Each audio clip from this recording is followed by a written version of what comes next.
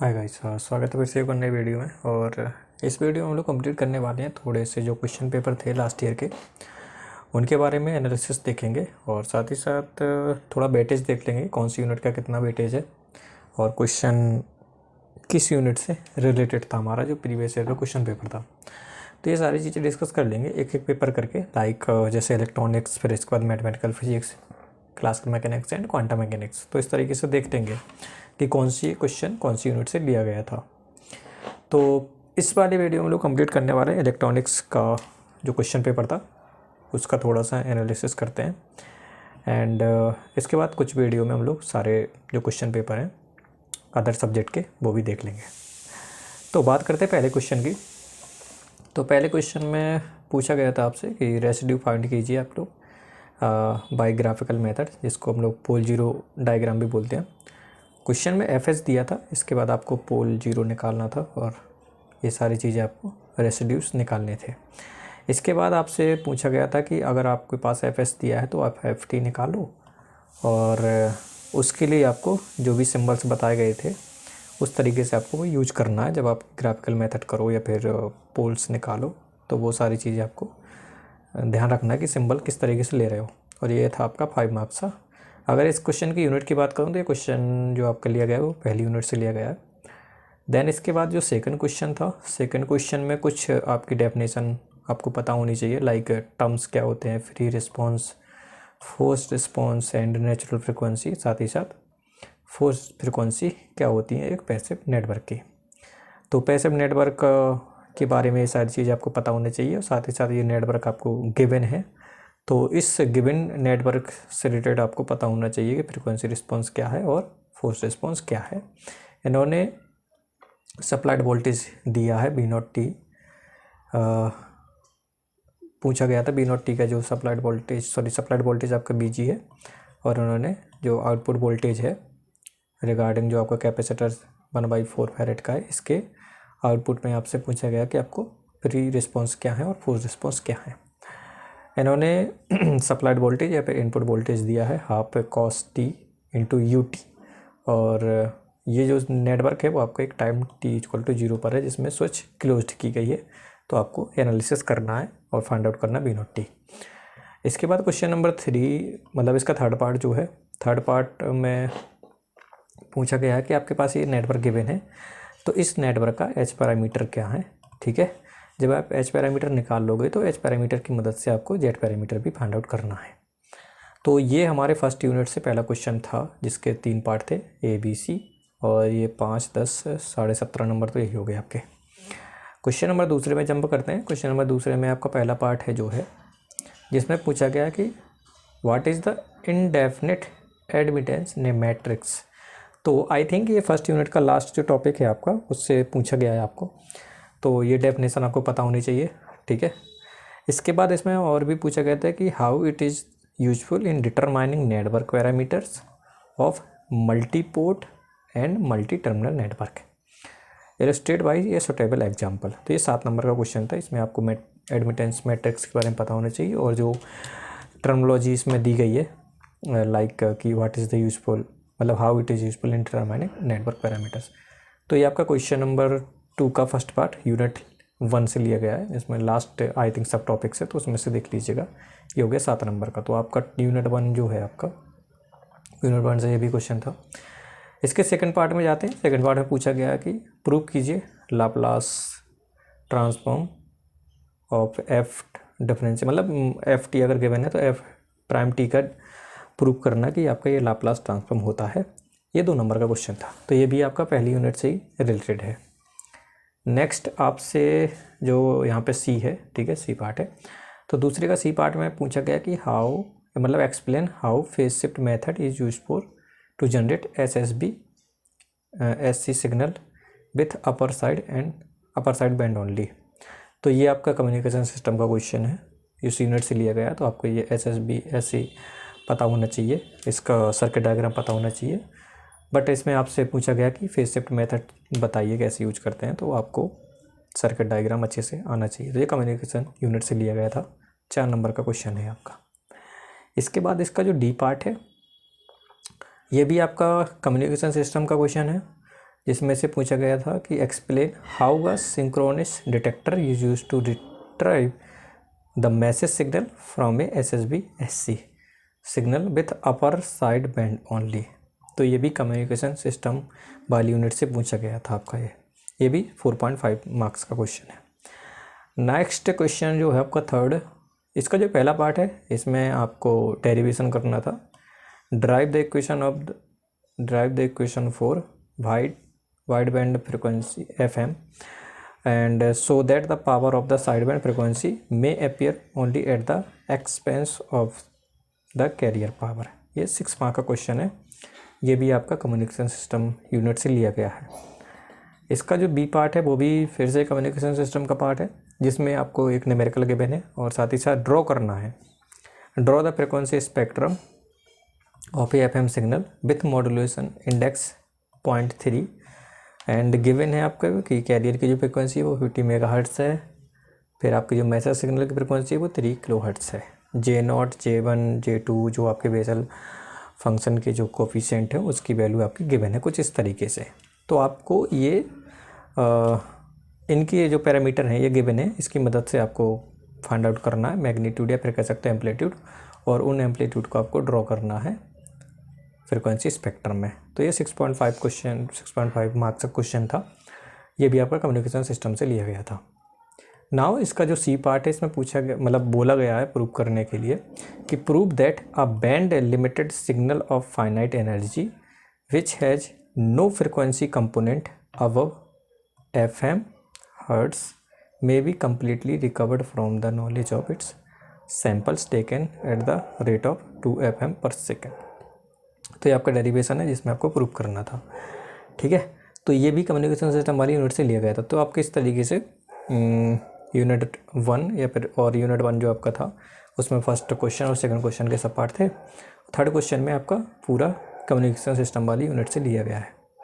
Now बात करते हैं क्वेश्चन नंबर 4 की। क्वेश्चन नंबर 4 जो आपका है ये जो यूनिट था आई थिंक फिल्टर्स वाली यूनिट है उससे लिया गया है, जिसमें आपको बोला गया है कि ड्राइव द ट्रांसफ़र फंक्शन, जिसको H से डिनोट किया Z, G के टर्म्स में आपको ड्राइव करना है। सर्किट आपका ये है, इसका ट्रांसफ़र फंक्शन आपको निकालना है, जहाँ पर G है आपका गेन है। तो ये आउटपुट का इम्पीडेंस है आपका, और ये Z1, Z2, Z3, Z4 आपके इम्पीडेंस है, R भी आपका एक इम्पीडेंस है। ठीक है, तो इस तरीके से आपको इस सर्किट का आपको ट्रांसफ़र फंक्शन आपको निकालना है। तो ये क्लास में डिस्कस हुआ होगा, आई थिंक ट्यूटोरियल में भी इस तरीके के क्वेश्चन है तो आप लोग देख सकते हो। तो ये आपका फ़िल्टर वाली यूनिट से लिया गया है। सेकंड इसका जो पार्ट है इसमें बोला गया है कि design a second order low pass filter using Sallen and key topology with cut off frequency FC equal to 1.4 kilohertz. Quality factor उन्होंने दिया था 1.2 एंड गेन दिया था 10। और ये तो हो गया आपको इसका सर्किट डायग्राम बनाना है। ये इस पैरामीटर की मदद से आपको कौन कौन से रेजिस्टेंस आपको लेने पड़ेंगे, कैपेसिटर कौन से है उसका लेना पड़ेगा, ये सारी चीज़ें आपको पहले फाइंड आउट करनी है इनकी मदद से। देन इसके बाद आपको ड्रॉ करना है सर्किट डायग्राम। फिर साथ ही साथ पूछा गया कि calculate the damping factor alpha की वैल्यू भी निकालनी है इस पर्टिकुलर सर्किट के लिए। तो ये भी आपके फिल्टर वाली यूनिट का क्वेश्चन है। सी पार्ट जो कि फिर से हमारा उसी यूनिट से लिया गया है। तो इसमें बोला गया कि discuss and evaluate the truth table of the following circuit for various logic level of input A and input B and the resultant output X है। तो मतलब आपको ट्रुथ टेबल बनानी है, सर्किट आपका ये गिवन है, तो आपको ये क्वेश्चन कराया गया होगा क्लास में। ठीक है, तो ये भी आपको आना चाहिए करना। इस टाइप के क्वेश्चन आपके ट्यूटोरियल में हुए भी थे, और बाद में उनको बताना भी है कि इसका जो आउटपुट है किस गेट से मैच कर रहा है। तो ये आप लोग देख लीजिएगा, आप ट्राई कीजिएगा इस क्वेश्चन को। आई थिंक ट्यूटोरियल शीट में इस तरीके के क्वेश्चन आपको कराए गए होंगे। इसके बाद जो आपका डी पार्ट है इसमें बोला गया है discuss and evaluate the truth table of the following circuit containing E type in MOSFET for various logic levels input A B and. अच्छा ठीक है, ये आपका सर्किट डायग्राम है। आई थिंक आपने CMOS वगैरह पढ़ा होगा। CMOS में आपको कुछ इस तरीके से सर्किट डायग्राम बताए गए होंगे, ठीक है ना, TTL जो वगैरह है। तो आप एक बार इस सर्किट को देखिएगा। इसका जो फाइनल रिजल्ट है X के जो ट्रुथ टेबल वो आपको बनानी है, और बाद में आपको बताना भी है कि ये किस टाइप का लॉजिक सर्किट है, ठीक, लॉजिक गेट को रिप्रेजेंट करता है। तो ये आपका क्वेश्चन हो गया आपका फोर्थ का डी पार्ट। इसके बाद जब फिफ्थ क्वेश्चन में आते हैं, फिफ्थ क्वेश्चन में ए पार्ट में पूछा गया था, ये सर्किट डायग्राम गिवन है, ठीक है, आपको समझ में अभी आ रहा होगा कि ये सर्किट डायग्राम किसका है। देन इसके बाद पूछा गया था कि for the following circuit evaluate the transfer function H S where S आपका क्या है 2πIF, मतलब फ्रिक्वेंसी डोमेन में आपका निकालना है इस ट्रांसफर फंक्शन को, and discuss it's behaviour in low and high frequency limit, ठीक है। Evaluate the expression for the cut off frequency FC and face φS and discuss the evaluation of IS H function of frequency through FC, determine the type of filter this circuit represent based on analysis. तो circuit आपको देख के आपको ये सारी चीज़ें आपको find out करनी थी और लास्ट में आपको बताना था कि किस टाइप का फिल्टर को ये रिप्रेजेंट करता है। नेक्स्ट है आपका बी पार्ट। बी पार्ट में आपसे बोला गया था कि ये आपका सर्किट है, मैं थोड़ा इसको जूम आउट कर देता हूँ। ये सर्किट है आपके पास और आपके इसकी ट्रुथ टेबल बतानी थी, ठीक है, और आपको ये ट्रुथ टेबल बतानी है by driving the relation between the B output 1 and B out 2, ये इसका और इस दोनों के बीच में जो रिलेशन है उनकी मदद से आपको बताना है कि ये जो सर्किट डायग्राम है वो किसको रिप्रेजेंट करता है, या फिर कह सकते हो कि उसकी ट्रुथ टेबल आपको बतानी है।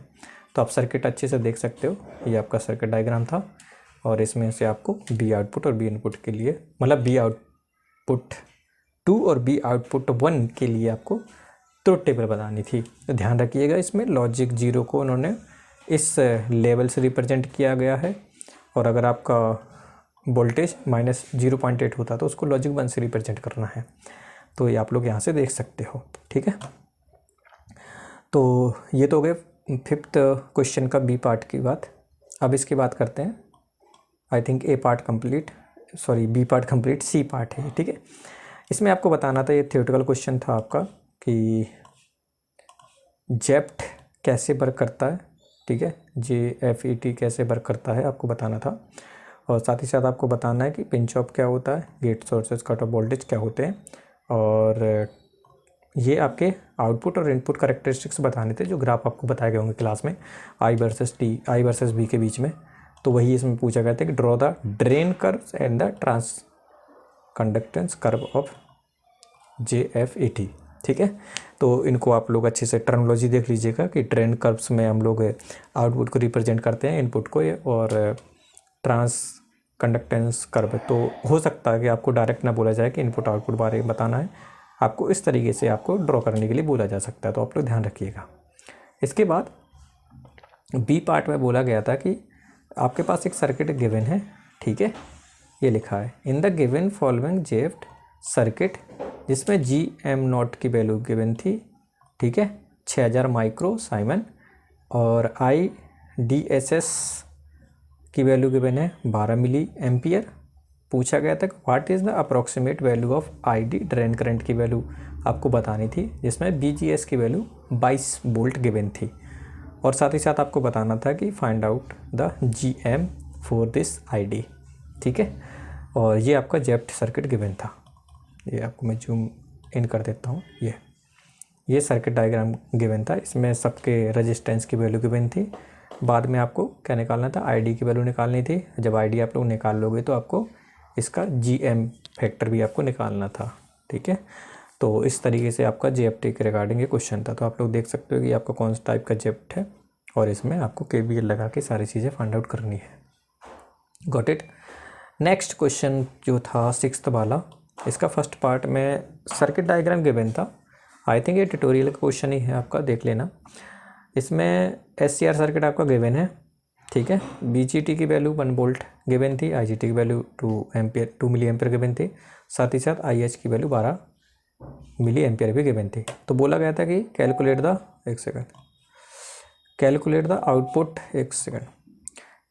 The output voltage when the SCR is of, ठीक है। आपको कंडीशन देती है कि SCR अगर ऑफ है तो आपको आउटपुट वोल्टेज की वैल्यू बतानी है। फिर बोला गया था कि what is the input voltage that triggers the SCR, अब आपको इनपुट वोल्टेज की वैल्यू बतानी है जिसमें SCR ट्रिगर करता है। फिर कंडीशन दी थी कि if BCC is decreased until the SCR opens what is the value of BCC। तो ये आपका ट्यूटोरियल पे बेस क्वेश्चन था।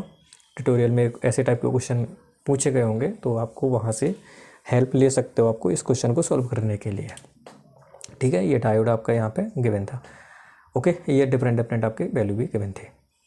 नेक्स्ट जो आपका क्वेश्चन था बी पार्ट में SCR सर्किट गिवन है। इसमें पूछा गया था कि मिनिमम और मैक्सिमम कंडक्टेंस एंगल्स क्या होंगे। ये भी सेम क्वेश्चन आपका ट्यूटोरियल में पूछा गया है एक बार, तो आप लोग वहाँ से भी देख सकते हो, वरना आपके पास बुक है, बुक से भी ऐसे क्वेश्चंस आप लोग देख सकते हो।